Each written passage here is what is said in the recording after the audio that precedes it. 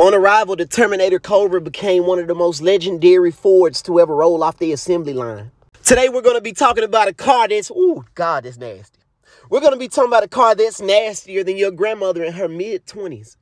Under the hood was a dual overhead cam 32 valve per cylinder 4.6 liter V8 with a Eaton M112 supercharger pushing about 8 pounds of boost. And boy, they overbuilt this thing for its time. This thing had forged steel pistons, forged steel rods, and a forged steel 8-bolt crank. It also had a larger capacity oil pump.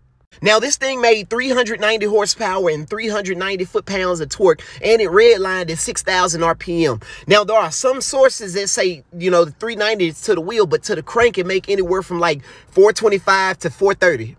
Now, the thing is, it didn't have any competition. This thing was way ahead of its time. And the reason why it's really so few of these is because literally the next year, 2005, is when they introduced the next generation of Mustang, the S197 bodies. As far as competition, Buick really didn't have anything. Pontiac with the 04 to 05 GTOs, yeah, those don't stand a chance against a Cobra. As far as Dodge, they really were irrelevant until like 2005 when they released the 6.1 Hemi, but even then, they still weren't touching this thing.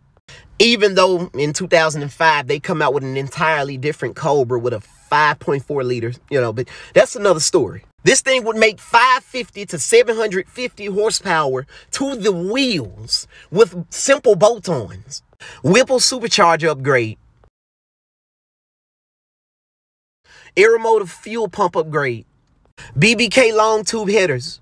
Let's not forget them valve spring upgrades. Now, these Cobras already came with a T56 trans, so all you got to do is upgrade the clutch to a McLeod racing clutch. We're talking about a car that sounds like 1,000 5-year-olds gargling mouthwash. This thing, and then what made it so distinguished from all the other cars that were out on the road on the time was its supercharger whine. This thing sounded like multiple old women in a choir. Today, people have pushed well past this 750 horsepower mark.